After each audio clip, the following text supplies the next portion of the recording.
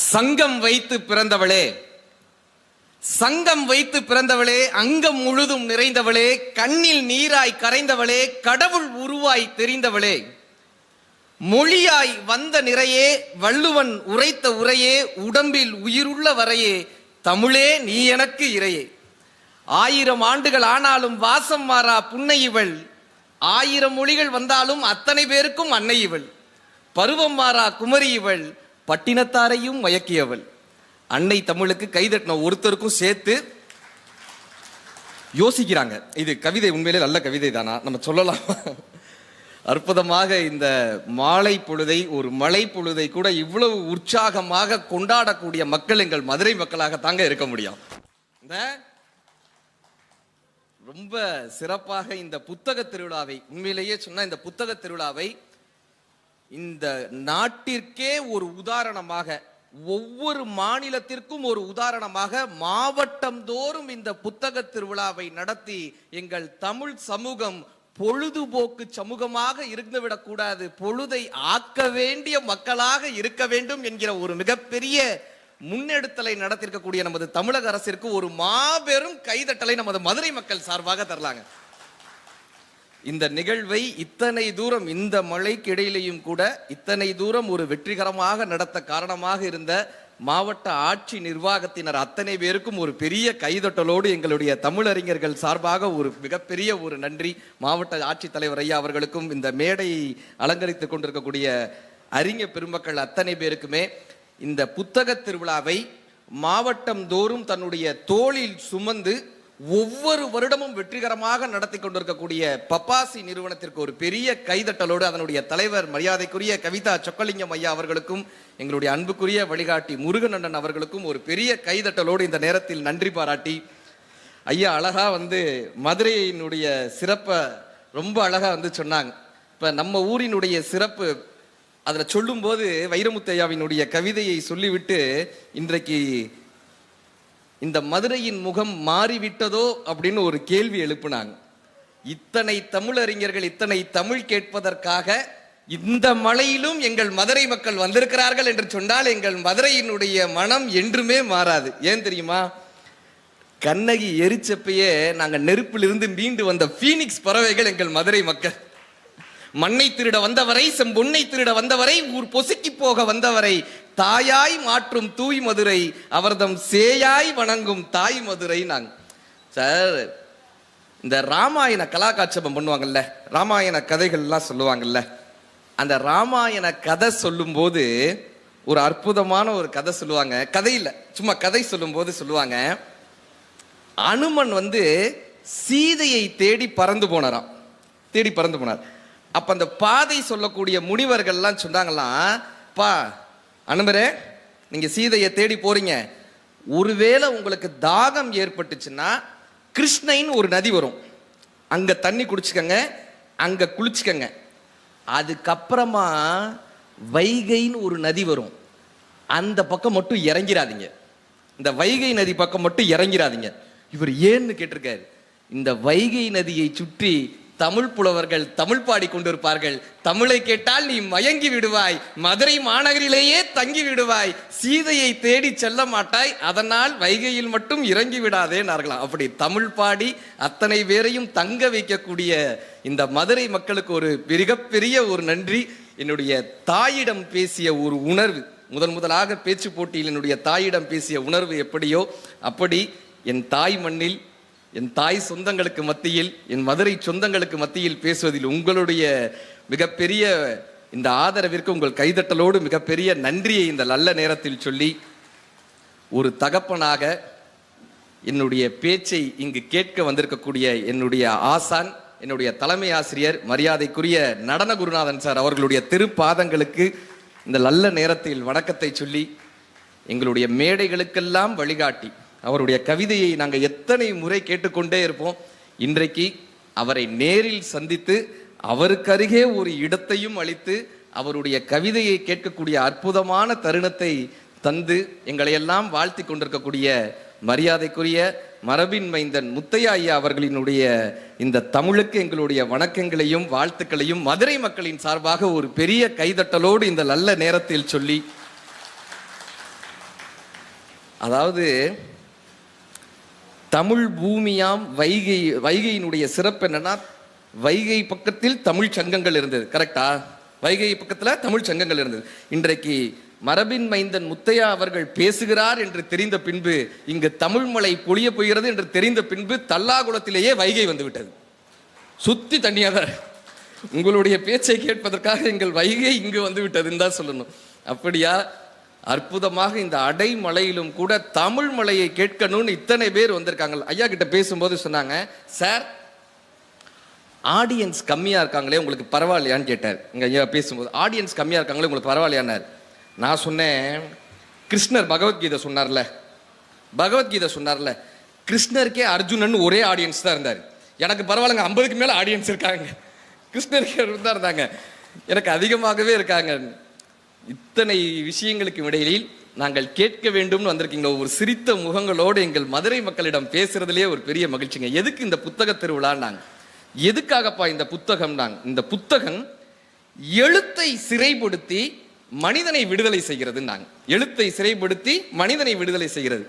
Sir, இப்ப ஒரு இருட்டான ரூமுக்குள்ள போறோம், என்னவா இருக்கும்? இருட்டு அறைக்குள்ள போனா எப்படி இருக்கும்? பயமா இருக்குமா? இருட்டான ரூமுக்குள்ள போனா எப்படி பயமா இருக்கும்லக்கா? கரெக்டா? ஏன் பயமா இருக்கும்? பேய் இருக்குமா? நம்மளோடையாது. இருட்டான அறைக்குள்ள போகும்போது ஏன் நமக்கு பயமா இருக்கு? அங்க ஏதோ ஒண்ணு நம்ம கற்பனை பண்ணிக்கிறோம்ல, இங்க பேய் இருக்கலாம், இங்க பிசாசு இருக்கலாம்.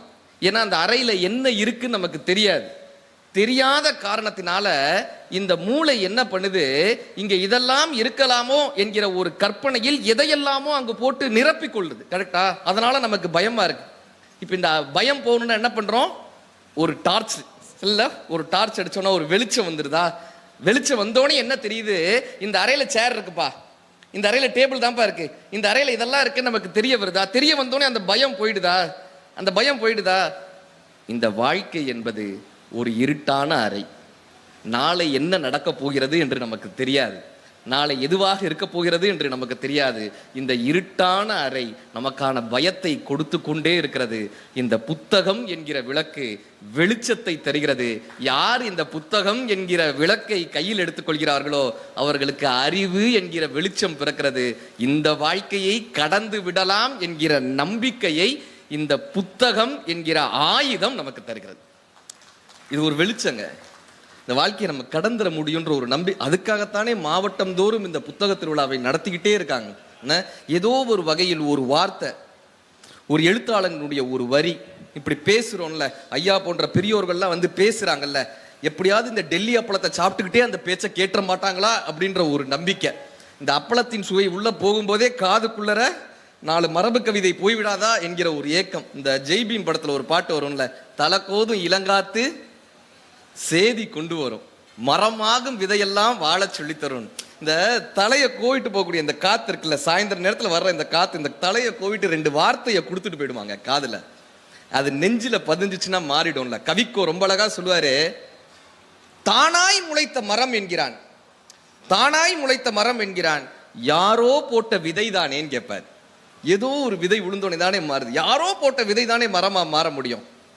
ஒரு பையன் சார் கிட்ட கேட்டான், ஏன் சார் இந்த குடியிருப்பு பகுதிகளில் யானை புகுந்து அட்டகாசம், யானை புகுந்து அட்டகாசம்னு சொல்றாங்களே, நாம தானே யானை குடியிருப்புல வீடு கட்டியிருக்கோம், கரெக்டா?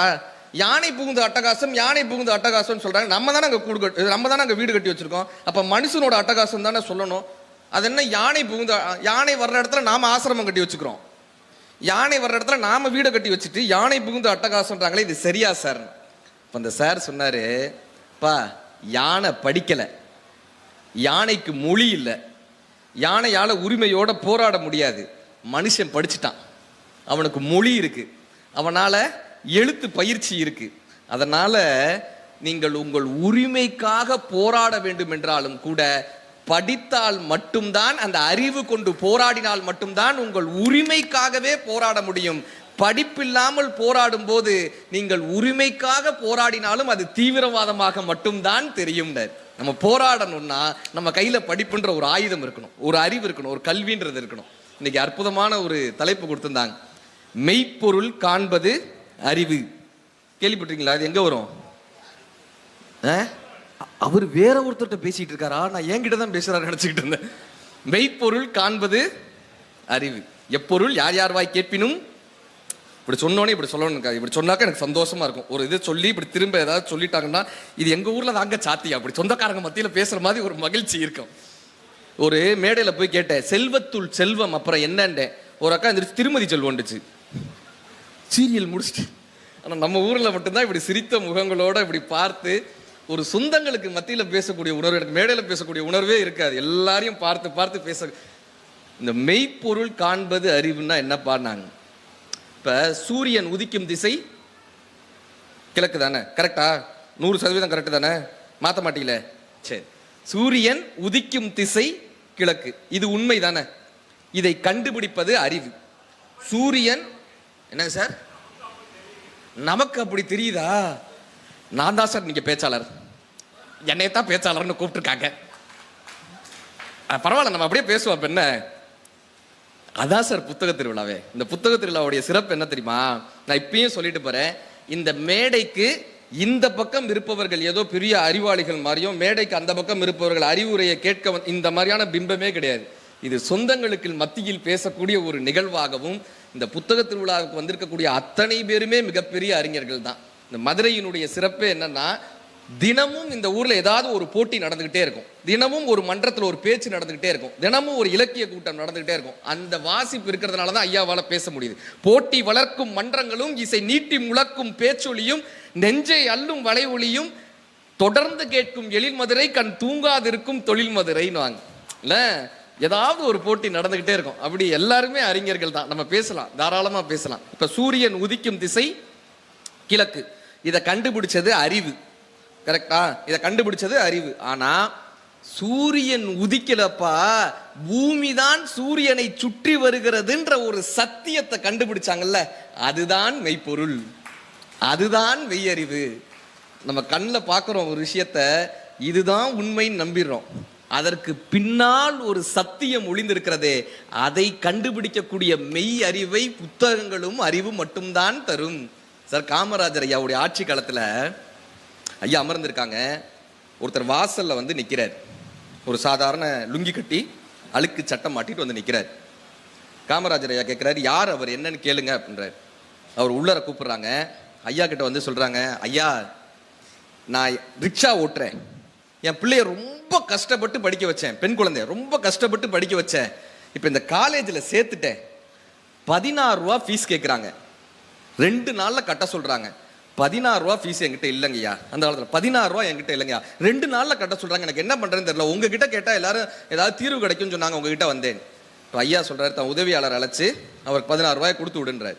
இப்போ உதவியாளர் சொல்றாரு, எங்க யாரு என்னன்னு தெரியுமா, நீங்க பாட்டு 16 ரூபாய் கொடுக்க சொல்றீங்க, அவன் ஏமாத்துறவனா இருந்தா என்ன பண்ணுவீங்க, நீங்க பாட்டு கொடுப்பா, பார்த்தா தெரியாதா, ஒரு மனிதனை பார்த்தா தெரியாதா, கொடுத்து விடுன்றாரு. 10 நாள் ஆகுது. திரும்பவும் அதே ஆள் வந்து நிற்கிறார், அதே இடத்துல வந்து நிற்கிறார்.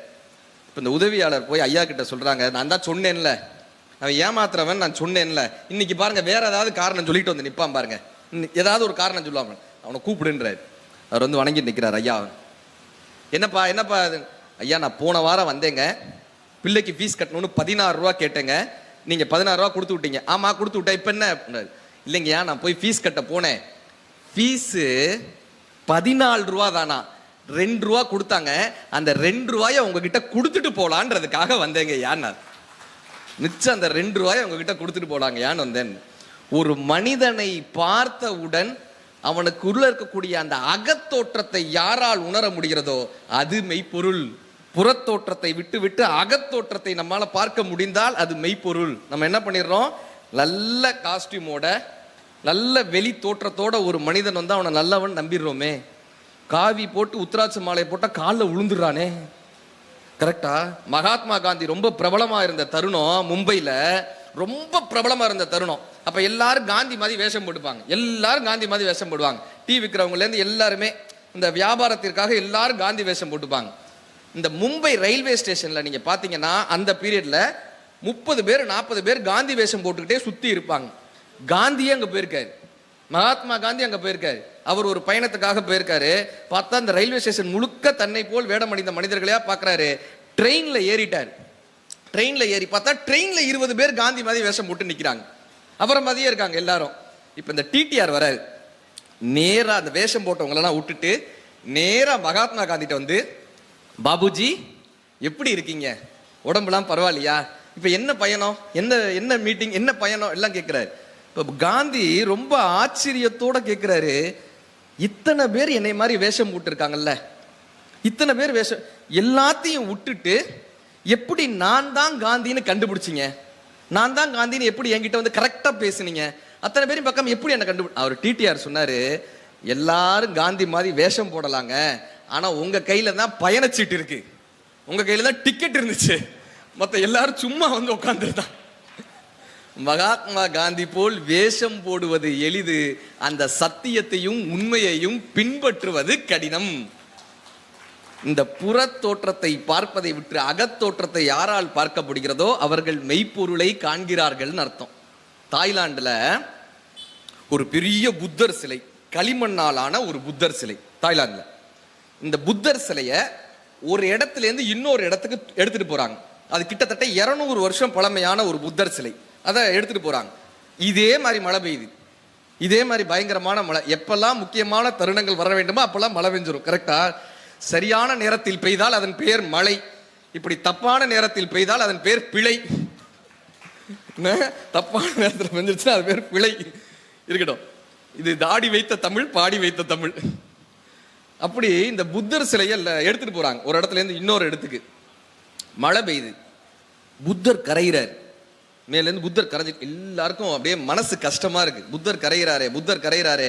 இந்த களிமண் சிலை கிட்டத்தட்ட 200 வருஷமாக பாதுகாத்துட்டு வந்த இந்த புத்தர் சிலை கரையுதேன்னு அத்தனை பேருக்கும் கஷ்டமா இருக்கு.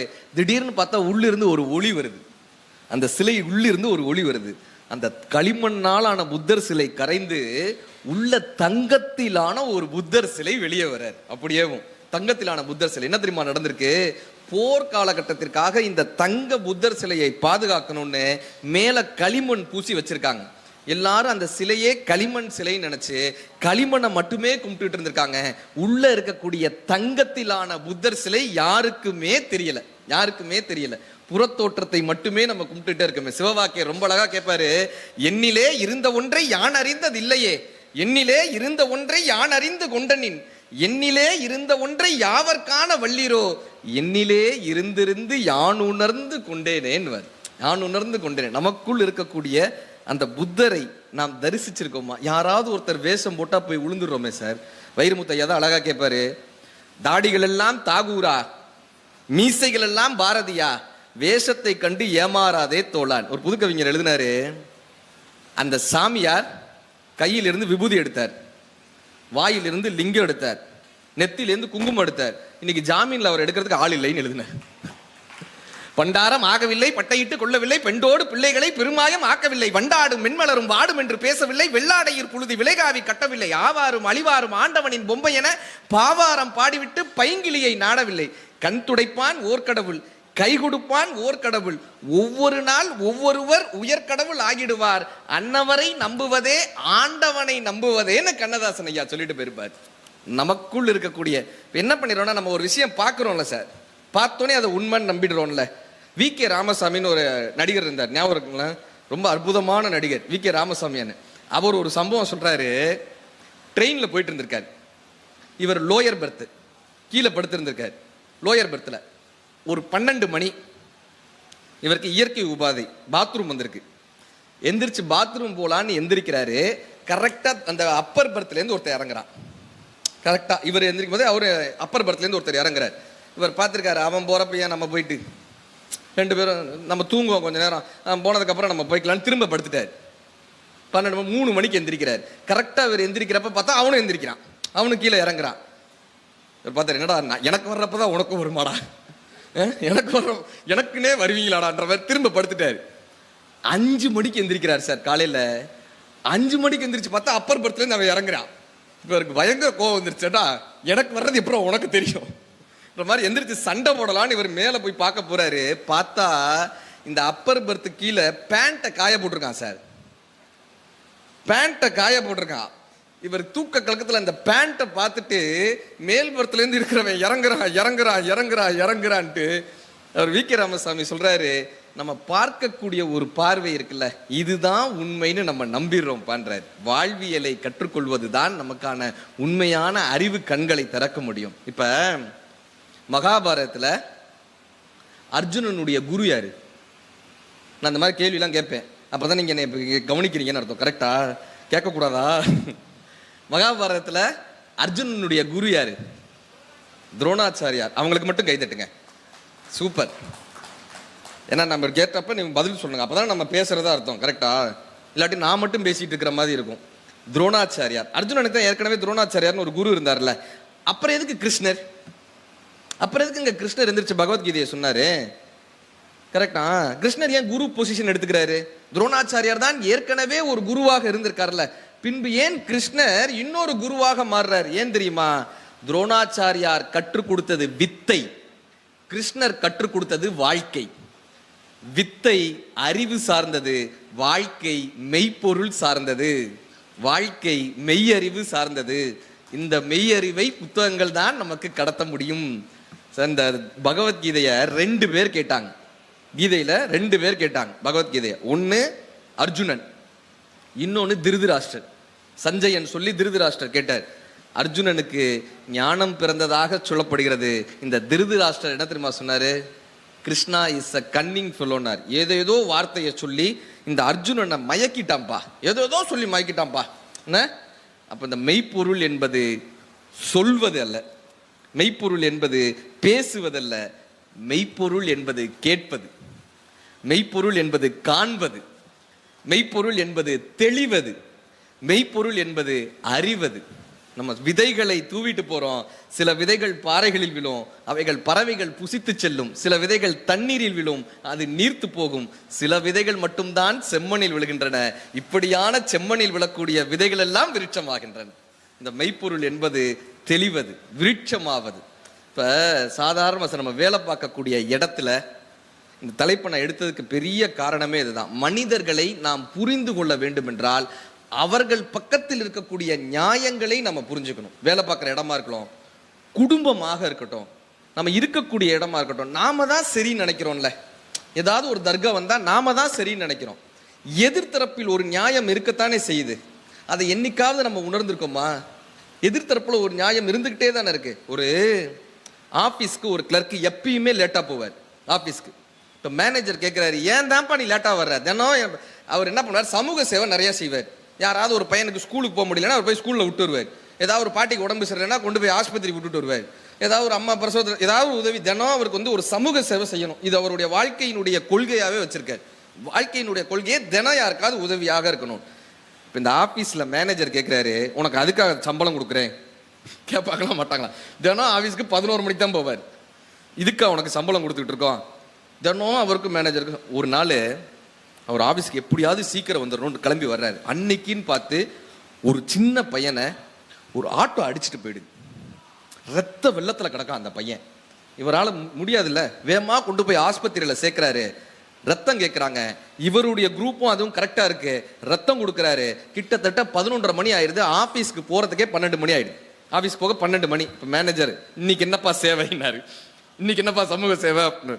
இவர் உடனே சொன்னார், சார் இந்த மாதிரி ஒரு பையன் அடிபட்டான் சார், நான் தான் சார் போய் ஆஸ்பத்திரியில் சேர்த்தேன், நான் தான் சார் ரத்தம் கொடுத்தேன். இப்போ அந்த மேனேஜர் கேட்குறாரு, இவ்வளவு சேவை செய்ய யாராவது உன்னால தான் உயிரோடு இருக்கேன்னு வந்து உன்னை வாழ்த்த போறாங்களா? உன்னால தான் இந்த சமூகம் வாழுதுன்னு யாராவது வாழ்த்த போறாங்களா? இனிமே இந்த மாதிரி வந்தேன்னா உன்னை வேலையை விட்டு தூக்கிடுவேன். சிட்ட சொல்றாரு, வேலையை விட்டு தூக்கிடுவேன். இன்னைக்கு நீங்க ஆபீஸ்க்கே வர வேணாம், லீவுன்னு எழுதி கொடுத்துட்டு போங்க. 3 லெட்டர் இப்படி லீவ் லெட்டர் வந்துருச்சுன்னா உங்களை வேலையை விட்டு தூக்கிடுவேன்ட்டாரு. இவருக்கு வேற வழியே தெரியல. ரொம்ப திட்டாருன்னு அந்த லீவ் லெட்டர்லாம் எழுதி கொடுத்துட்டு போறாரு. இப்போ நான் வீட்டுக்கு போய் என்ன பண்ண போறேன்? அந்த பையனையாவது போய் பார்ப்போன்னு ஆஸ்பத்திரிக்கு போறாரு. அவங்க அம்மா அழுதுகிட்டு இருக்காங்க. இவர் வந்த உடனே ஓடி போய் அவர் கையை பிடிச்சு சொல்றாங்க, ஐயா நீங்க மட்டும் சரியான நேரத்தில் சேர்க்கலைன்னா என் பையனை காப்பாத்திருக்கவே முடியாதுங்க ஐயா. கையை பிடிச்சு சொல்றாங்க. இவர் சொல்றாரு, உங்களுக்காகவும் உங்களுக்கு உதவி செய்வதற்காகத்தான் நான் பிறந்திருக்கிறேன்றார். அந்த பையனை பார்க்குறாங்க. கொஞ்ச நேரம் அங்கே பேசிட்டு இருக்கும்போது அந்த அம்மா சொல்றாங்க, அவங்க அப்பா வந்துட்டாருங்க. அவங்க அப்பாவுக்கு இப்போதான் செய்தி சொல்லியிருக்கோம், அவங்க அப்பா வந்துட்டாருங்க. அவங்க அப்பா பதச்சு அந்த ஐசியூக்குள்ள ஓடி வராரு. கதவை திறந்து வேர்த்து விறுவிறுத்து உள்ள வந்து பார்க்கறாரு. அந்த அப்பா வேற யாரும் இல்ல, லீவ் எழுதி கொடுத்துட்டு போங்கன்னு சொன்னாரு அந்த மேனேஜர் தாங்க அந்த பையனுடைய அப்பா. அவரு கண்ணில் கண்ணீர் மல்க இவரை பார்க்கிறாரு. காலையில நீ சொன்னியப்பா, ஒரு பையன் விழுந்துட்டான், நான் காப்பாத்தினேன்னு நீ சொன்னியப்பா, அது ஏன் பையன் பான்றாரு. ஏன் பையன்பா, உன்னால தான் யாராவது உயிரோட இருப்பாங்களான்னு நான் கேட்டேன்லப்பா, உன்னாலதாயா இப்ப நான் உயிரோட இருக்கேன், என் மனைவி உயிரோட இருக்காங்க, என் பையன் உயிரோட இருக்கான், என் குடும்பம் உயிரோட இருக்குன்னு அதுக்கு நீதாயா காரணம்னு அவருடைய கையை பிடிச்சிட்டு மேனேஜர் அழுகிறாரு. இப்ப அவர் சொன்ன வார்த்தை, உங்களுக்கும் உதவி செய்வதற்காகத்தான் நான் பிறந்திருக்கிறேன்னு அவர் சொல்லிட்டு போறாரு. இந்த தவறுன்னு ஒரு விஷயத்த வீட்லயும் அப்படிதான் சார். வீட்டில் இன்னைக்கு சொல்லிட்டு பாருனே, நீ சரியா நான் தவறான்னு ஒரு ஆர்குமெண்ட் வீட்டில் வந்துகிட்டே இருக்குல்ல. நான் தான் சரி, நீ தான் தவறு. யார் சரி யார் தவறு என்று சொல்வது அறிவு. யார் சரி யார் தவறு என்று சொல்வது அறிவு. நானும் சரி நீயும் சரி, நானும் தவறு நீயும் தவறு என்று உணர்ந்து கொள்வதுதான் மெய்ப்பொருள். அதுதான் மெய்ப்பொருள். என்னை விட இவள் வித்தியாசமாக இருக்கிறாளே என்று சிந்திப்பது அறிவு.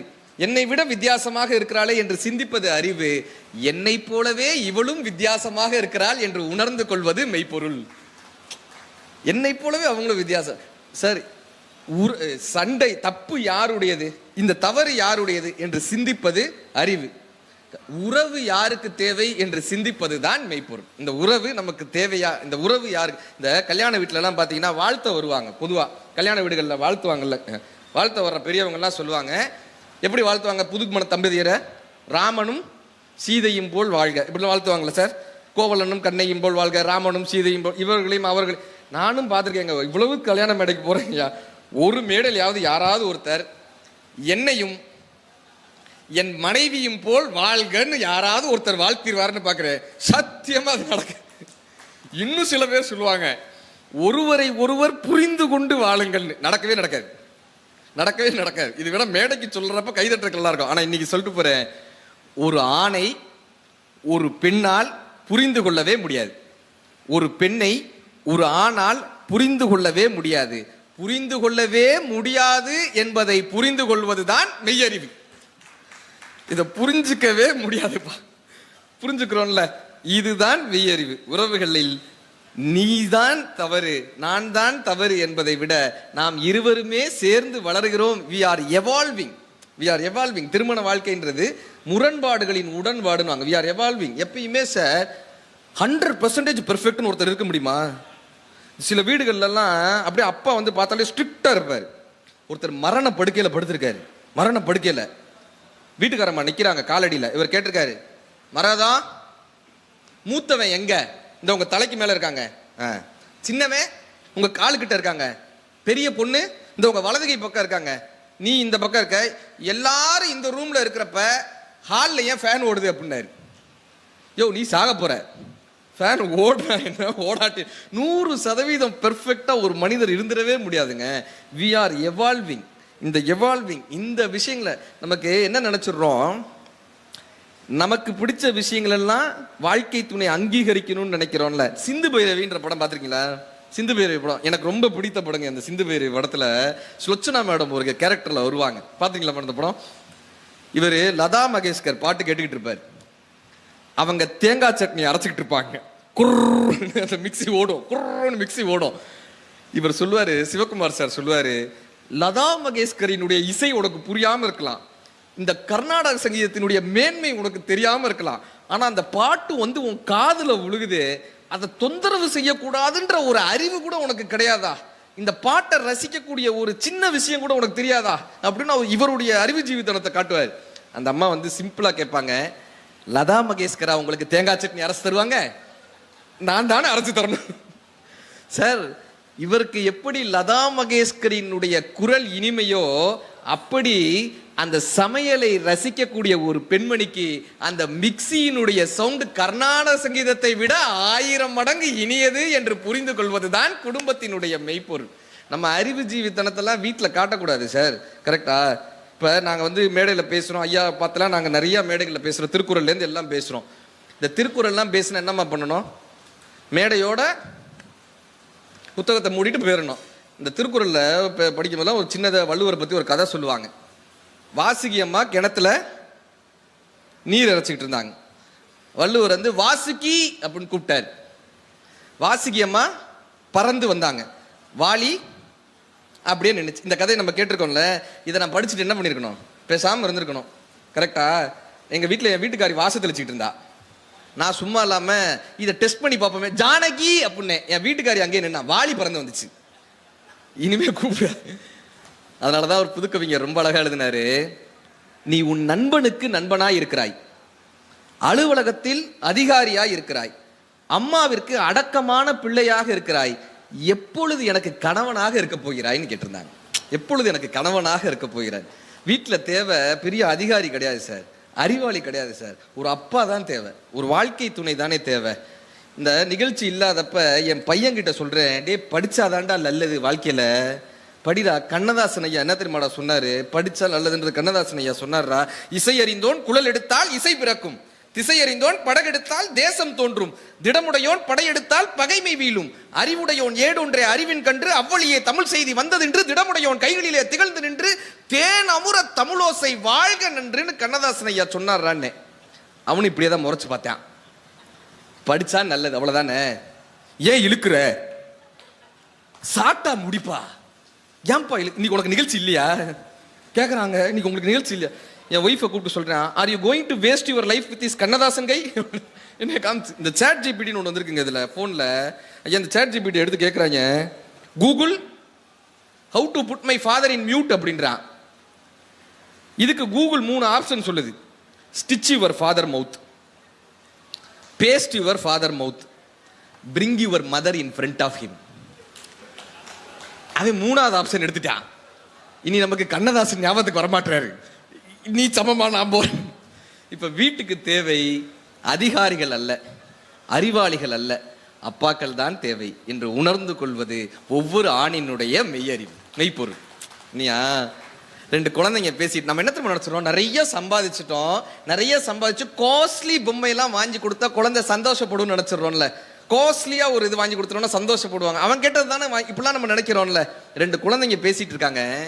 ஒரு குழந்தை சொன்னா, எங்க அப்பா சிங்கப்பூருக்கு ஆன்சைட் போனாரே, வரும்போது எங்க அப்பா சிங்கப்பூர்ல தான் இப்ப இருக்காங்க, சிங்கப்பூர்ல இருந்து வரும்போது எங்க அப்பா எனக்கு ஹெலிகாப்டர் வாங்கிட்டு வந்தாரு, எனக்கு சைக்கிள் வாங்கிட்டு வந்தாரு, விளையாடுறதுக்கு ரிமோட் கார் வாங்கிட்டு வந்தாரு, உங்க அப்பா உனக்கு என்ன வாங்கிட்டு வந்தாருன்னா. இந்த பொண்ணு சொன்னா, உனக்கு விளையாடுறதுக்கு உங்க அப்பா வாங்கிட்டு வந்த பொம்மை தான் இருக்கு, எனக்கு விளையாடுறதுக்கு எங்க அப்பாவே இருக்காரு. சாயந்தரம் வீட்டுல இருந்து வந்தா, ஆபீஸ்ல இருந்து வந்தா எங்க அப்பா தோலை பிடிச்சு தொங்குவேனே, எங்க அப்பா கழுத்தை பிடிச்சு தொங்குவேனே, எங்க அப்பாவோட விளையாடுவேனே. பொம்மைகள் வாங்கி தரக்கூடிய பெற்றோர்களை விட வீட்டில் பொம்மையாக மாறக்கூடிய பெற்றோர்களைத்தான் குழந்தைகளுக்கு பிடித்திருக்கிறது என்று தெரிந்து கொள்வது ஒரு அப்பாவினுடைய மெய்ப்பொருள். சார் நம்ம என்ன நினைச்சிரோம், குடும்பத்துல ஏதோ ஒரு வகையில இந்த உறவுகள் இந்த சில அப்பாக்களை வந்து நம்ம புரிஞ்சுக்கவே முடியாது சார். இந்த உறவுகளுக்கு பின்னால் இருக்கக்கூடிய வழியை தெரியவே தெரியாது சார். கரெக்டா? எனக்கு நடந்த சம்பவம் சொல்றேன். 2005 இதே மதுரை புத்தக திருவிழா, 2005 முதலாக புத்தக திருவிழா அப்பதான் தொடங்குறாங்க. முதல் புத்தக திருவிழா 2005. நான் போய் எங்க அப்பா கிட்ட சொல்றேன், அப்பா எங்க வீட்டு தடக்கங்குளம் ஐயாவினுடைய முக்குளத்தூர் பள்ளியில தான் நான் படித்தேன். அப்ப நான் வந்து எங்க அப்பா கிட்ட சொல்றேன், அப்பா புத்தக திருவிழா மதுரையில் ஆரம்பிச்சிருக்காங்கப்பா, எனக்கு ஒரு 4 புத்தகம் வேணும்ப்பான்னு ஒரு 4 புத்தகத்தினுடைய பேரை சொல்றேன். 4 புத்தகம் தாங்க கேட்டேன். 4 புத்தகம் சொல்லி இந்த 4 அப்படியே முறைச்சு பார்த்துட்டு போயிட்டாரு. மறுநாள் போய் கேட்கிறேன், அப்பா இந்த 4 புத்தகம் பாடினேன், அப்பயும் பதில் சொல்ல, முறைச்சிட்டு போயிட்டாரு. 3வது நாள் போய் கேட்கிறேன், பயங்கரமான திட்டு. இவங்க பாடத்தை படிக்க மாட்டானுங்க, புத்தக திருவிழாவில் போய் புத்தகம் கேட்கறாங்கன்னு பயங்கரமா திட்டுறாரு. நான் யோசிக்கிறேன், என்னன்னா 4 புத்தகம் தானே கேட்டோம், இதுக்கு எதுக்கு இவ்வளவு திட்டுறாரு, வாங்கியே தரமாட்டேன்ட்டாரு. 10 நாள்ல புத்தக திருவிழா முடிஞ்சிடும், என்னப்பா பண்றதுன்னு யோசிக்கும் போது அப்ப புத்தக திருவிழாவினுடைய பேச்சு போட்டி நடந்தது. மதுரை மாவட்ட அளவில் பேச்சு போட்டி நடந்தது. கிட்டத்தட்ட 250 பேர் அந்த பேச்சு போட்டியில் கலந்து கொண்டார்கள். அந்த பேச்சு போட்டியில் முதல் பரிசாக 5000 ரூபாய் பரிசு பெற்றோம் 2005. அப்ப தொடங்கின பயணம் தான் இங்கு தொடர்ந்து கொண்டு வந்து நிறுத்தி இருக்கிறதுன்னு தான் சொல்லணும். இப்ப இந்த 5000 ரூபாய்க்கு புத்தகம் கொடுத்துட்டாங்களா, 10% டிஸ்கவுண்ட், 5500 ரூபாய்க்கு புத்தகம் எடுத்துக்கலாம். வீடு முழுக்க புத்தகத்தை நிரப்பினேன் கொண்டு போய். இப்போ எங்கள் அப்பா அப்படி ஒரு கெத்தா அப்படி பார்த்தோம், ஜெயிச்சிட்டேன் பார்த்தியா, ஒரு புத்தகம் வாங்கி தர மாட்டேன்னு இல்லை, ஒரு 4 புத்தகம் வாங்கி தர மாட்டேன்னு இல்லை, வீடு பூரா புத்தகம், இப்போ என்ன பண்ணுவீங்க அப்படின்னு எங்கள் அப்பா அப்படி ஒரு கெத்தா பார்த்தேன். அவர் எதுவுமே சொல்லலை, சிரிச்சுட்டு போயிட்டார். அதுக்கப்புறம் எப்போ நான் புத்தகம் எடுத்து படுத்தாலும் எதுவும் சொல்ல மாட்டார், அப்படியே ஒரு மாதிரி பார்த்துட்டு மட்டும் போயிடுவார். இப்போ எங்க அப்பா இல்ல, ஜூன் மாசம் இறந்து போயிட்டாங்க. தொடர்ந்து இந்த புத்தக திருவிழாவுக்கு தொடர்ந்து போய் போய் பேசிட்டே இருக்கோம். கடந்த ஒரு 3 வருடங்களாக எல்லா மாவட்டத்தில் இருக்கிற புத்தக திருவிழாவுக்கு போய் பேசிட்டே இருக்கோம். ஜனவரி மாசம் கடலூர் புத்தக திருவிழாவினுடைய ஒரு பத்திரிகை வந்துச்சு. எங்க அப்பா அந்த பத்திரிகை எடுத்து பார்த்துக்கிட்டே இருந்தாரு. திடீர்னு என்னை கூப்பிட்டு சொன்னாரு, தம்பி, இந்த மதுரையில புத்தக திருவிழா ஆரம்பிச்சப்ப என்கிட்ட ஒரு 4 புக்கு கேட்டேல, எப்ப 20 வருஷம் கழிச்சு. 20 வருஷம் கழிச்சு எங்க அப்பா கேட்கிறாரு, மதுரை புத்தக திருவிழா ஆரம்பிச்சப்ப என்கிட்ட ஒரு 4 புக்கு கேட்டேல, அப்பா வாங்கி தரல, என் மேல உனக்கு கோவமாப்பா அப்படின்னாரு. நான் சொன்னேன், என்னப்பா 20 வருஷம் கழிச்சு? அதெல்லாம் இல்லப்பா, அதெல்லாம் அப்பயே முடிஞ்சிருச்சுலப்பா. 20 வருஷம் கழிச்சு இல்லப்பா, நீ அந்த 4 புத்தகம் எழுதி கொடுத்தேல்ல, நான் போய் புத்தக திருவிழால போய் பார்த்தேன்ப்பா, அதோட விலையெல்லாம் கேட்டேன், மொத்தமா 800 ரூபா வந்துச்சுப்பா. அப்பா கிட்ட 800 ரூபா இல்லப்பா. அப்பா கிட்ட 800 ரூபா இல்லப்பா. முத நாள் எப்படியாவது இது புரட்டிடலாம்னு நினைச்சேன், 2வது நாளும் எப்படியாவது புரட்டிடலாம்னு நினைச்சேன், எனக்கு கிடைக்கவே இல்லை. எனக்கு வேற வழியும் தெரியல. பெத்த பையன்கிட்ட அவன் ஒன்னு கேட்டப்ப காசு இல்லைன்னு சொல்லக்கூடிய தைரியம் அப்பாக்கு அப்ப இல்லப்பா, அதனால உன்னை திட்டேன்பான்னு. மகனிடம் காசு இல்லை என்று ஒரு அப்பாவால் சொல்லவே முடியாது என்கிற வழி, நான் ஒரு அப்பாவாக மாறிய பின்புதான் என் அப்பாவினுடைய முழு வழியும் எனக்கு புரிஞ்சது. என்னுடைய மகன் ஒன்று கேட்கும் போது அதை வாங்கித்தர முடியாத சூழ்நிலையில் நாம் இருக்கும்போது ஒரு அப்பாவினுடைய வழி என்ன என்பது 20 வருடம் கழித்துத்தான் அவருடைய அந்த வழி புரிஞ்சது. அதுக்காக இந்த அப்பாக்கள் வந்து வீட்டில் எப்பயுமே கொஞ்சம் கடுமையாக இருப்பாங்க, கரெக்டா, கொஞ்சம் கோபமாகவே இருப்பாங்க. இந்த உறவுகளுக்கு இந்த 2K தலைமுறை தம்பதியினருக்கு மெயினாக சொல்லிட்டு போடுங்க. சின்ன சண்டை வந்தா கூட இன்னைக்கு என்ன ஆயிடுது, முன்னாடிலாம் சண்டை வந்தா என்ன பண்ணுவாங்க, பேசாம விட்ட 10 நாள்ல சரியா போகும், கரெக்டா. எங்க அம்மா கிட்ட எல்லாம் கேட்டிருக்கேன், எப்படி இவரோட குடும்பம் நடத்துற, என்னைக்காவது இவரை விட்டு போலான்னு நினைச்சிருக்காங்க. எங்க அப்பா எப்ப பார்த்து திட்டிகிட்டே இருப்பாரு, என்னைக்காவது இவரை விட்டு போலான்னு நினைச்சிருக்காமான்னு எங்க அம்மாட்ட கேட்கிறேன். 60ஆம் கல்யாணத்துல என்னைக்காவது விட்டு போயிடலாம். எங்க அம்மா சொன்னாங்க, தினம் நினைப்பேன், எப்படியாவது இவரை விட்டு போயிடலான்னு தினம் நினைப்பேன். ஆனா இவரை விட்டு போனா இவருக்கு மூக்கு கண்ணாடி யார் எடுத்து தருவாங்க, இவருக்கு கீரையை மசிச்சு யாருக்கு கொடுப்பாங்க, இந்த சுகர் மாத்திரையும் பிபி மாத்திரையும் என்னன்னே உங்க அப்பாவுக்கு தெரியாது. நான் விட்டு போயிட்டேன்னா இந்த மனுஷனுடைய நிலைமை என்ன ஆகும்னு நினைச்சு அப்படியே பார்ப்பேன். பரிதாபமா இருக்கும். உங்க அப்பா முகத்தை பார்த்தா பரிதாபமா இருக்கும். போனா போகுதுன்னு வாழ்ந்துட்டு போயிடுவேன் நான். இன்னைக்கு பல பேர் வீட்டில் பரிதாபப்பட்டு தான் நம்மோடு குடும்பம் நடத்துகிறார்கள் என்று புரிந்து கொள்வது ஒரு மெய்யறிவு. சார், மதுரையில் மீனாட்சி கல்யாணம் நடக்கும்ல, மீனாட்சி கல்யாணத்தில் கலாகாட்சேபம் பண்ணுவாங்க. ஏதாவது ஒரு பேச்சரங்கம் மதுரையில் நடந்துகிட்டே இருக்கும்ல, நாங்கள் எல்லா பேச்சரங்கமும் போய் கேட்பேன், ஆன்மீக சொற்பொழிவு எல்லாத்தையும் போய் கேட்பேன். அப்போ நான் சின்ன பிள்ளையா இருந்தப்ப மதுரை கல்யாணம், மீனாட்சி அம்மன் கல்யாணம் நடக்கும்போது ஒருத்தர் கலாகாட்சேபம் பேசணும். இன்னும் எனக்கு அந்த கதை ஞாபகம் இருக்கு. பள்ளியறை பூஜை நடக்குதான், மீனாட்சி அம்மனுக்கும் சொக்கநாதருக்கும் பள்ளியறை பூஜை. இந்த ஊஞ்சல்ல வச்சு ஆட்டுவாங்கல்ல, இந்த ஊஞ்சலை யார் தெரியுமா ஆட்டுறாங்க, மீனாட்சி அம்மனும் சொக்கநாதரும் இந்த ஊஞ்சல்ல உட்கார்ந்து இருக்காங்க. இந்த ஊஞ்சலை யார் தெரியுமா ஆட்டுறாங்க, அந்த பக்கத்துல இருந்து ஒரு பூதம், இந்த பக்கத்துல இருந்து ஒரு பூதம், 2 பூதமும் இந்த ஊஞ்சல் ஆட்டுது. இப்ப அந்த பக்கத்துல ஒரு பூதம் இருக்கும்ல, அந்த பக்கம், அந்த பூதம் இந்த பூதத்துக்கு சிக்னல் காட்டுது, சைகை காட்டுது. சிவபெருமானுடைய தலையை பாரு, சிக்னல், சிவபெருமான் தலையை பாரு, சிவபெருமானுடைய தலையை பாரு. இந்த பூதம் என்ன, சிவபெருமான் தலையை பாரு. இந்த பூதம் எட்டி பார்க்குது சிவபெருமான் தலையை. பார்த்தா தலையில அங்கே கங்க அங்கே கங்க அங்கே கங்க சிகப்பு சிகப்பா சிகப்பு சிகப்பா சிகப்பு சிகப்பா இருக்கு. இந்த பூதம் யோசிக்குது, சம்பந்தமே இல்லாம இந்த சிவபெருமான் எதுக்கடா ஹேர் கலரிங் பண்ணிட்டு வந்திருக்காரு, பள்ளியறை பூஜைக்கு எதுக்கடா இவர் ஹேர் கலரிங் பண்ணிட்டு வந்திருக்காரு. எப்படி, இந்த பூதம் கேட்குது, எப்படி எப்படி சிகப்பு சிவப்பா வந்துச்சு, எப்படி சிகப்பு சிவப்பா வந்துச்சு. அந்த பூதம் அங்கேயும் சொல்லுது, மீனாட்சி அம்மன் காலை பாறேன், காலை பாறேன். இந்த காலில் நலுங்கு போட்டிருப்பாங்கல்ல, இந்த நலுங்கு சிவப்பு கலர்ல போட்டிருப்பாங்கல்ல, அந்த நலுங்கு அங்கே கங்க அங்கே கங்க அங்கே கங்க அழிஞ்சு போயிருக்கு. என்ன தெரியுமா விஷயம், பள்ளியறை பூஜைக்கு வர்றதுக்கு முன்னாடி தலைவர் காலில் விழுந்துட்டு வந்திருக்காரு. பள்ளியறை பூஜைக்கு வர்றதுக்கு முன்னாடி தலைவர் ஏதோ ஒரு தப்பு பண்ணி காலில் விழுந்துட்டு வந்திருக்காரு. அதனால அந்த மீனாட்சி அம்மனுடைய அந்த சிகப்பெல்லாம் தலையில ஒட்டிக்கிச்சான். சொக்கநாதராகவே இருந்தாலும் மீனாட்சியினுடைய காலில் விழுந்தால்தான் வாழ்க்கை சிறப்பாக இருக்கும் என்று கற்றுக் கொடுத்த மண் எங்கள் மதுரை மண். வாழ்க்கையில ஜெயிக்கணும்னா மனைவியிடம் தோற்கலாம் என்று கற்றுக்கொள்வது மெய்ப்பொருள். நீயா சார், ஒரு பையன் போய் அப்பாட்ட கேட்டிருக்கான், அப்பா நீ அம்மாவை லவ் பண்ணவே இல்லையாப்பா, லவ் பண்ணவே இல்லையாப்பா, ஏன்டா அப்படின்னு இருக்காரு. இன்னைக்கெல்லாம் என்னன்னா சார், எல்லாருமே ஒரு செல்ஃபி எடுத்து ஐ லவ் மை ஹப்பி அப்படின்னு போட்டுக்கிறது ஒரு சிறப்பு. நம்ம கரெக்டா பிறந்தநாள் வந்துச்சுன்னா அப்படி ஒரு போட்டோ எடுத்து போட்டுக்கிறாங்க இந்த 2K தலைமுறையினர். ஐ லவ் மை ஹப்பி அப்படின்னு ஸ்டேட்டஸ் போடுறாங்க. வீட்டில் சோறு போட மாட்டாங்க, ஸ்டேட்டஸ் போட்டு ஐ லவ் மை ஹப்பி அப்படின்னு ஊருக்கே சொல்றோம். ஆனால் அந்த காதல் அங்க இருக்கான்னு ஒரு பையன் போய் கேட்கிறான், அப்பா நீ அம்மாவை லவ் பண்ணவே இல்லையாப்பா? ஏன்டா? நீ ஐ லவ் யூன்னு சொல்லி நான் பார்க்கவே இல்லைப்பா, ஐ லவ் யூ நீ சொன்னதே கிடையாது. அவங்க அப்பா என்ன பண்றாரு, அவங்க அம்மா குளிச்சுட்டு வராங்க, மரகதம் அதை எடுத்துட்டு வாங்க அப்படின்னாரு. அந்த அம்மா போய் ஒரு மூக்கு கண்ணாடி டப்பா எடுத்துட்டு வந்து கொடுக்குறாங்க. இவர் தோல்ல ஒரு துண்டு போட்டிருந்தார், இந்த துண்டு எடுத்து கொடுத்தாரு. அந்த பையன் சொன்னா, அப்பா புரிஞ்சிருச்சுப்பா, புரிஞ்சிருச்சு, உங்களுக்கு புரிஞ்சுச்சா?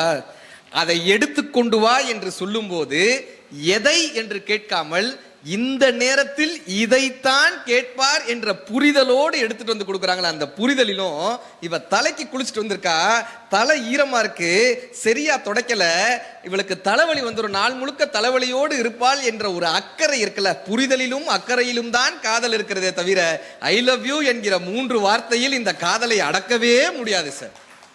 நான்லாம் நினைச்சிருக்கேன், எங்க அப்பாவுக்குலாம் இந்த காதல்னா என்னன்னே தெரியாதுன்னு நினைச்சிட்டு இருந்தேன். கடைசி பீரியட் ஜூன் 7ஆம் தேதி எங்க அப்பா இறந்து போறாரு. இந்த 5ஆம் தேதியிலேருந்து அவரை வென்டிலேட்டர்ல வச்சிருக்காங்க. மாஸ்க் எல்லாம் மாட்டி மூக்கு வழியா அந்த சாப்பாடெல்லாம் மூக்கு வழியா போயிட்டு இருக்கு. இவர் எங்களை பார்த்து பார்த்து அந்த மாஸ்கை கழட்டிக்கிட்டே இருக்காரு, ஆக்சிஜன் மாஸ்கை கழட்டிக்கிட்டே இருக்காரு. அப்பக்கப்ப கலட்டு. அவங்க நர்ஸ் எல்லாம் திட்டுறாங்க, அதை கலட்டாதீங்க சார்னு திட்டுறாங்க. நான் போய் அப்பா கிட்ட கேட்கிறேன், ஏன்பா அதை போட்டு கழட்டிக்கிட்டே இருக்க, என்னப்பா சொல்லுப்பா, என்னப்பா வேணும்? அவர் அந்த மாஸ்கை கலட்டி அந்த பேச முடியாத குரல்ல சொல்றாரு, டேய் உங்க அம்மா சுகர் மாத்திரை போட்டுட்டாளான்னு கேள்றான்றாரு. உங்க அம்மா சுகர் மாத்திரை போட்டாளான்னு கேள்றா, மறந்துடுவாடா சுகர். இவருக்கே உயிரில் போராடிட்டு இருக்காங்க. அந்த ஆஸ்பத்திரியினுடைய மருந்து வாடையை தாண்டி என் அப்பாவினுடைய காதல் மடம் ஆஸ்பத்திரி முழுவதுமாக நிரம்பி இருந்தது. இப்ப இந்த சண்டை வருவது பிரிந்து செல்வதற்காக அல்ல, ஒருவரை ஒருவர் புரிந்து கொள்வதற்காக என்று புரிந்து கொள்வதுதான் குடும்பத்தில் இருக்கக்கூடிய மெய்ப்பொருள். நாம் ஒருவரை ஒருவர் புரிந்து கொள்வதற்கான தருணம் என்று புரிந்து கொள்வது குடும்பத்தினுடைய மெய்ப்பொருள். நம்ம என்ன பண்ணிடுறோம், குடும்பத்தில் சண்டை வந்தா பரிகாரம் பண்ணா சரியா போயிருன்றாயிலே, இங்க போய் பரிகாரம் பண்ணா அங்க போய் பரிகாரம் பண்ணா. கவிக்கோ ரொம்ப அழகா சொல்லுவாரு, யாரோ ஒருவன் என் தலையில் எழுதி கொண்டிருந்தான், நான் உற்று பார்த்தேன், அது வேறு யாரும் அல்ல, நான் தான் என்றார். தீதும் நன்றும். நம்ம என்ன பண்ணிடுறோம், கோயில்ல போய் விளக்கேத்துனா வீட்டு பிரச்சனை தீந்துரும் நம்புறானே, கரெக்டா? வெள்ளிக்கிழமையான துர்க்கை அம்மனுக்கு விளக்கேற்றணும்னு ஒரு சம்பிரதாயம் சொல்லி விட்டாங்க. எங்க வீட்டு பக்கத்துல தேனுபுரீஸ்வரர் கோயில்னு ஒரு பெரிய சிவாலயம் இருக்கு. ஒரு இந்த குங்குமம் கொடுப்பார்ல குருக்கள், அவர் ஒரு சேர் போட்டு உட்காந்துருந்தார். ஒரு அம்மா, இப்பெல்லாம் கோயிலுக்குள்ள தீபம் ஏற்றக்கூடாதுன்னு ரூல்ஸ் இருக்கு, கரெக்டா? கோயிலுக்குள்ள தீபம் ஏற்றக்கூடாது. அதனால நம்ம ஆட்கள் என்ன பண்ணிடுவாங்க, ஒரு பாட்டில் நிறைய எண்ணெயை எடுத்துட்டு போய் எங்கெல்லாம் விளக்கு இருக்கோ அதிலெல்லாம் கொட்டிட்டு வந்துடுவாங்க. ஒரு குருக்கள் குங்குமம் கொடுக்குறாரு, அவருக்கு நின்று கொடுக்க முடியாது, ஒரு சேர் போட்டு உட்காந்துருந்தார். சேர் போட்டு உட்காந்து எல்லாருக்கும் கொடுத்துருந்தார். அவர் தலைக்கு மேல இப்படி விளக்கு இருக்கு, துர்க்கை அம்மன் சன்னதி தலைக்கு மேல இப்படி விளக்கு இருக்கு. இந்த அம்மா 1.5 லிட்டர் பாட்டில் பூரா எண்ணெய், புரிஞ்சிருச்சா? அந்த விளக்குல எண்ணெய் ஏற்கனவே இருக்கு. இந்த அம்மா கொண்டு வந்து அத்தனை லிட்டர் எண்ணெயும் அதுல கொட்டி அந்த மனுஷன் தலையில கொட்டி அவர் கோயில்ல எண்ணெய் தேய்ச்சி குடிச்சுக்கிட்டு இருந்தார். கண்ணதாசன் ஐயா ரொம்ப அழகா சொல்லுவார், யார் இறைவன்னு கேட்டாங்க, இந்த புரிதல் யார் இறைவன்னு கேட்டாங்க, பூஜ்யத்துக்குள்ளே ராஜ்யத்தை ஆண்டு கொண்டு புரியாமல் இருப்பான் ஒருவன், அதை புரிந்து கொண்டால் அவன்தான் இறைவன். தென்னையில நீருக்குள்ளே தேக்கி வைக்கும் ஓட்டுக்குள்ளே தேங்காயை போல் இருப்பான் ஒருவன், அதை தெரிந்து கொண்டால் அவன்தான் இறைவன். வானவெளி பட்டினத்தில் வட்டமதி சக்கிரத்தில் ஞானரதம் ஓட்டி வரும் ஒருவன், அதை நாடி சென்றால் அவன்தான் இறைவன். முற்றும் கசந்ததென்று பற்றறுத்து வந்தவர்க்கு சுற்றமென நின்றிருப்பான் ஒருவன், அதை தொடர்ந்து சென்றால் அவன்தான் இறைவன். பஞ்சுபடும் பாடுபடும் நெஞ்சுபடும் பாடறிந்து அஞ்சுதலை நீக்கி வைப்பான் ஒருவன், அவன் ஆறுதலை தந்துவிடும் இறைவன். கல்லுக்குள்ளே தேரை கண்டு கருவுக்குள்ளே பிள்ளை கண்டு உள்ளிருந்து ஊட்டி வைப்பான் ஒருவன், அதை உண்டு கழித்தவர்க்கு அவன்தான் இறைவன். கோழிக்குள்ளே முட்டை வைத்து முட்டைக்குள்ளே கோழி வைத்து வாழைக்கும் கன்று வைத்தான் ஒருவன், அந்த ஏழையின் பெயர் இந்த உலகில் இறைவன். நீருக்குள்ளே குளிர்ச்சி வைத்து நெருப்புக்குள்ளே சூடு வைத்து கருப்புக்குள்ளும் வெண்மை வைத்தான் ஒருவன், உள்ளம் கனிந்து கண்டவர்க்கு அவன்தான் இறைவன். சின்னஞ்சிறு சக்கிரத்தில் ஜீவன்களை சுற்ற வைத்து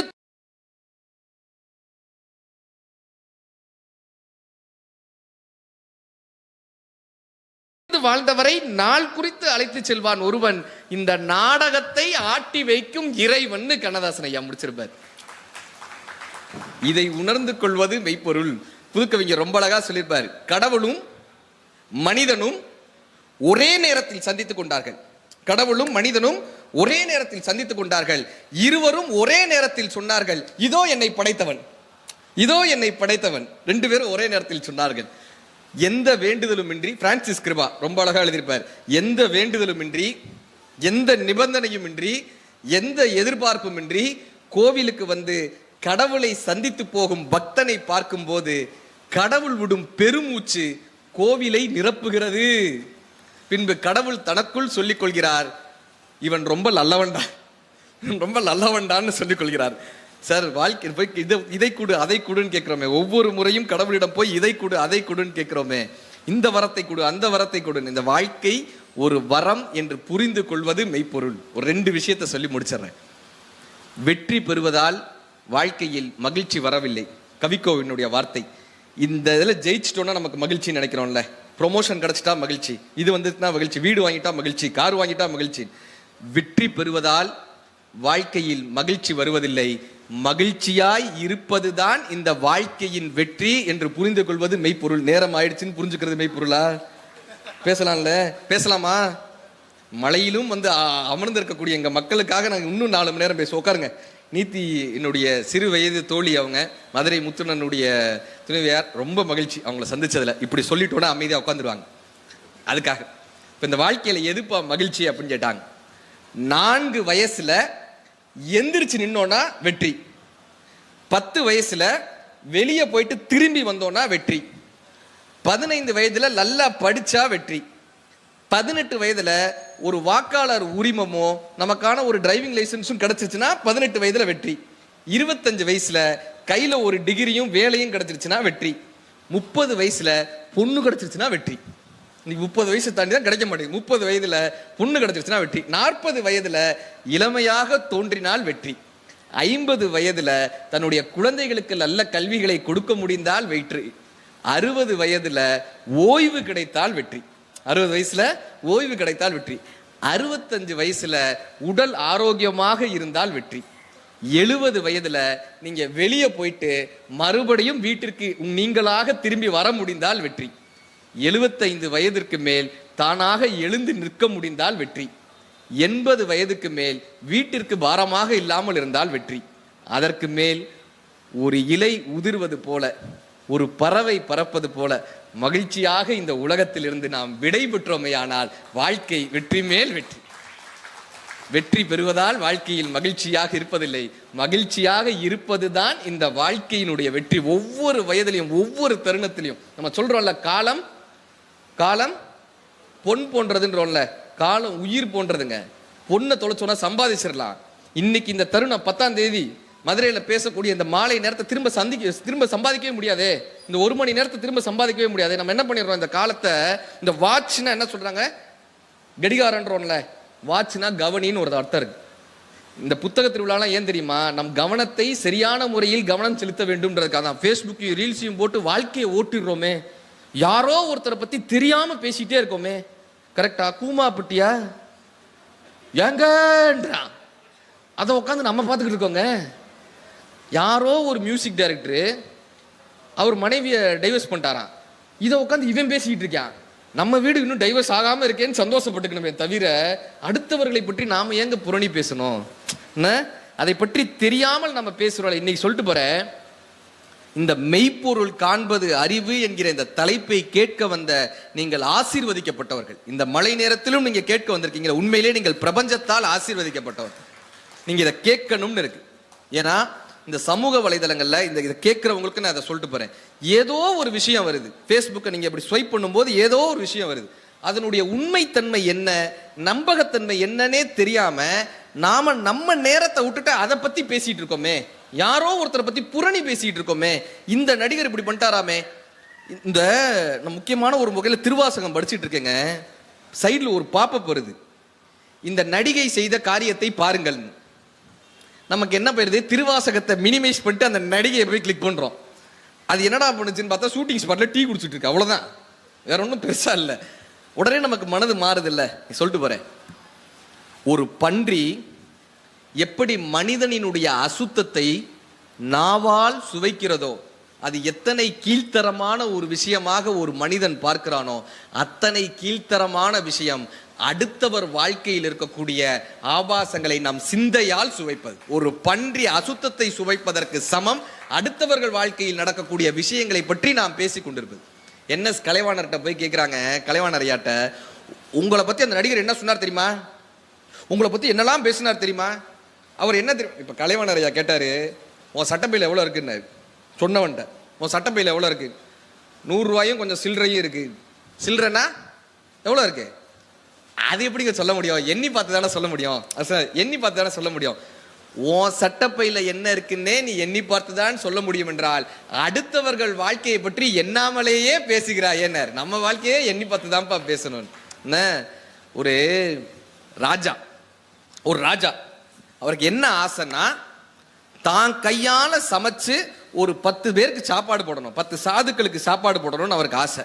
சமயக்காரரோட சமைக்கிறார். இப்போ அதை எடுத்துட்டு போகணும்ல, தூக்கிட்டு போகணும்ல சமையல் அறைக்கு. அவரும் சமயக்காரர் இப்படி தூக்கிட்டு போறாங்க சமையல் அறைக்கு. ராஜாவே தூக்கிட்டு போறாரு, ஏன்னா அவர் கையால பண்ணணும்னு ஆசை. ராஜாவே அந்த பாத்திரத்தை தூக்கிட்டு போறாரு. மேல ஒரு கழுகு பறக்குது. இந்த கழுகினுடைய காலில் ஒரு பாம்பு இருக்கு. இந்த பாம்பு வாயிலேருந்து விஷம் அந்த கரெக்டாக அந்த பாத்திரத்தில் கொட்டிடுச்சு. இது யாருக்கும் தெரியாது. இவங்க அதை பரிமாறிட்டாங்க. சாப்பிட்ட 10 சாதுக்களும் செத்து போயிட்டாங்க. இப்ப சித்திரகுப்தன் போய் யமதர்மன்ட்ட கேட்கிறாரு, இந்த 10 பேர் இறந்து போனாங்கல்ல, இந்த பாவத்தை யார் பேர்ல எழுதுறது? இந்த ராஜா பேர்ல எழுதவா, சமைச்சவர் பேர்ல எழுதவா, இல்ல இந்த கழுகோட பேர்ல எழுதவா, கீழே இருந்த பாம்போட பேர்ல, இந்த பாவத்தை யாருடைய கணக்குல எழுதுறது? யமன் சொன்னாரு, எனக்கே கொஞ்சம் குழப்பமா தான் இருக்கு, கொஞ்ச நாள் பொறு, நான் சொல்றேன் யார் பேர்ல எழுதலான்னு, கொஞ்ச நாள் பொறு நான் சொல்றேன்ட்டார். இப்ப இந்த ராஜாவுக்கு ஒரு பெரிய கஷ்டமா இருந்துச்சு. என்னடா இது 10 பேர் இறந்து போயிட்டாங்களே, என்ன பண்றதுன்னு குரு கிட்ட கேட்டாரு, குலகுரு கிட்ட கேட்டாரு. குரு சொன்னாரு, எப்பயும் 10 பேருக்கு சாப்பாடு போட்டியா, இனிமே அன்னச்சத்திரம் திறந்து யார் எப்ப வந்தாலும் சாப்பாடு போடுங்க, எப்பயுமே உங்க நாட்டுல சாப்பாடு இருக்கும், ஃப்ரீ அன்னதானம், தொடர்ந்து அன்னதானம், 24 மணி நேரம் அன்னதானம் பண்ணிட்டார். இவர் தொடர்ந்து நிறைய சத்திரங்களை ஓபன் பண்றாரு, நாடு முழுக்க சத்திரங்களை ஓபன் பண்றாரு, யார் வேணாலும் வந்து சாப்பிட்டு போலான்னு தொடர்ந்து சத்திரங்களை ஓபன் பண்றாரு. இப்ப வெளிநாட்டுல இருந்து ஒரு 5 சாதுக்கள் வராங்க இவர் நாட்டுக்கு. வரும்போது இந்த நாட்டினுடைய எல்லையில ஒரு வீடு, ஒரு கிளைய உட்காந்து பாத்திரம் தேய்ச்சிட்டு இருந்துச்சு. ஒரு பாட்டி போய் பாத்திரம் தேய்ச்சிட்டு இருந்துச்சு. இந்த வந்த சாதுக்கள் கேட்கிறாங்க, ஏன் பாட்டி, பாட்டி இந்த ராஜா சாப்பாடு போடுறாராமே, எல்லாருக்கும் சாப்பாடெல்லாம் போடுறாராமே, அன்னதானம், நாங்க ரொம்ப தூரத்துல இருந்து வரோம், பசிக்குது, இந்த ராஜா சாப்பாடு போடுறாருல, அந்த அன்னதான சத்திரம் எங்க இருக்கு? இந்த பாட்டி பாத்திரம் தேய்ச்சிக்கிட்டே சொல்லிச்சு, ராஜா சாப்பாடெல்லாம் எல்லாத்தையும் போடுவாராம், ஆனா அதை சாப்பிட்டவங்க எல்லாம் செத்து போயிடுவாங்களாம், அப்புறம் உன் விருப்பம் அப்படின்னுச்சு. இப்ப யமதர்மன் சித்திரகுப்தனை கூப்பிட்டாரு. அந்த பாவ கணக்கு யார் பேர்ல எழுதணும்னு கேட்டேல, இந்த கிளவி பேர்ல எழுது, இந்த கிளவி பேர்ல எழுது. என்னன்னே தெரியாம அடுத்தவர்களுடைய வாழ்க்கையில மூக்க நுழைச்சு அதை பத்தி ஒரு கருத்து சொல்லுது பத்தியா, இந்த கிளவி பேர்ல அந்த பாவ கணக்கு எழுதுனாரா. அடுத்தவர்களை பற்றி தெரியாமல் பேசுவது என்பதுதான், அவர்களுடைய தேவையில்லாத விஷயங்களை பேசுவது, நாம் அவர்கள் அசுத்தத்தை சுவைப்பதற்கு சமம் என்று புரிந்து கொள்வது மெய்ப்பொருள், அது மெய்யறிவு. சரி சார், நான் யாரை பத்தியும் பேசல, என்னைய பத்தி பேசுறானே, எனக்கு ஒரு கமெண்ட் போடுறானே, என்னைய பத்தி என்னை சுற்றி இருக்கவங்க விமர்சனம், இது எல்லாருக்கும் இருக்கிறது தானே. என்னைய பத்தி என் உறவுகள் இதை சொல்லிட்டாங்களே, நான் யாரை பத்தியும் பேச மாட்டேங்க, என்னைய பத்தி சொல்றாங்களே. சமீபத்தில் ஆஸ்திரேலியால ஒரு போட்டி நடத்துறாங்க. ஒரு சிறுத்தை, அந்த சிறுத்தையோட 10 நாய்கள். இந்த 10 நாயும் சிறுத்தையை நிகராக எந்த நாய் ஓடுதுன்னு பார்க்கணும். இதுதான் காம்படிஷன். சிறுத்தைய ஒரு கூண்டுல, 10 நாய்களை ஒரு கூண்டுல, சிறுத்தை இருக்கு, கரெக்டா ரெடியா இருக்கு, 10 நாய்கள் யாரு சிறுத்தைக்கு நிகராக ஓடுறாங்க அப்படின்னு ஒரு போட்டி. ஓட்டப்பந்தயத்துக்கான அந்த விசில் ஊதப்படுது, கூண்டுகள் எல்லாம் திறக்குது, 10 நாய்களும் வேகமா ஓடுச்சு. சிறுத்தை நகரவே இல்லை, அப்படியே ஸ்டைலா நின்னுச்சு. சிறுத்தை நகரவே இல்லை, கம்பீரமா நின்னுச்சு. அப்படி கம்பீரமா நிக்குது. எல்லாம் யோசிக்கிறாங்க, நாய் வேகமா ஓடுது, சிறுத்தை கம்பீரமா நிக்குது. என்ன தெரியுமா அர்த்தம்? இந்த சிறுத்தை சொல்லாமல் சொன்னதுக்கான காரணம் என்ன தெரியுமா? நான் சிறுத்தை நாய்களோடு போட்டியிடுவதில்லை. நான் சிறுத்தை என்பது எனக்கு தெரியும், நான் வேட்டையாடுவதற்கு மட்டும்தான் ஓடுவேனே தவிர நாய்களோடு போட்டியிடுவதற்கு நான் ஓடுவதில்லை. நான் சிறுத்தை என்பது எனக்கு தெரியும், அதை எந்த நாயிடமும் நிரூபிக்க தேவையில்லை என்று சிறுத்தை கம்பீரமாக நின்ற ஒரு காட்சியை நம்ம பார்க்க முடிஞ்சது. ஆக இந்த மெய்ப்பொருள் என்பது என்னன்னா, நம்முடைய பலம் என்ன என்று நமக்கு தெரிந்து விட்டால், நாம் சிறுத்தை என்பது நமக்கு தெரிந்து விட்டால், இந்த வாழ்க்கை அற்புதமான ஒரு வாழ்க்கை. அருணகிரிநாதர் சொல்லுவார், வாழ வயதாகி அழகாகி மதனாகி மணிவாணி பூமோடாடி மருளாடி விளையாடி விழல் வாழ்வு சதமாகி மட கூடமோடு பொருள் தேடி வாசனை புழுகோடு மலரோடு மனமாகி கமல் வாசனைகள் ஆகி விளை மாதரோடு கூடி அவர் ஆசைகளிலே சில நாள் போய் தோல் திரைகளாகி நிறைகளாகி இரு கால்கள் தடுமாறி பசு பதி பாசம் சூழ் கிதைகள் மாறி சுகம் மாறி தடியரோடு திரி ஒரு நாளில் சூளை சொறி வாதமோடு நீரெழிவு சூளம் என கசுமலம் என நாரி உடல் அழிவேனோன்னு கேட்பார். இந்த கசுமலம்ன்ற வார்த்தை 2000 வருட வார்த்தை. கசுமலம் என நாரி உடல் அழிவேனோன்னு கேட்பார். இந்த கசுமலமாக செல்லக்கூடிய இந்த மனித வாழ்க்கையை கற்பக தருவாக அத்தனை பேருக்கும் உபயோகப்படக்கூடிய ஒரு கற்பூரமாக மாற்றக்கூடிய அற்புதமான ஆயுதம் இந்த புத்தகம். இந்த புத்தக திருவிழாவை இத்தனை தூரம் அற்புதமாக நடத்திய நமது மாவட்ட நிர்வாகத்தினருக்கும் மாவட்ட ஆட்சித்தலைவர் அவர்களுக்கும், இங்கு இத்தனை தூரம் இந்த மழைக்கிடையிலேயும் வந்து தமிழ் கேட்க வேண்டும் என்று வந்திருக்கக்கூடிய என் மதுரை சொந்தங்கள் அத்தனை பேருக்கும் இந்த நல்ல நேரத்தில் மிகப்பெரிய நன்றி பாராட்டி மேடையில் அமர்ந்திருக்கக்கூடிய பெரியோர்களுக்கும், என்னை தொடர்ந்து ஆசீர்வதித்துக் கொண்டிருக்கக்கூடிய என்னுடைய தலைமை ஆசிரியர் அவர்களுக்கும் என்னுடைய மனமார்ந்த நன்றியை பாராட்டி விடைபெறுகிறேன்.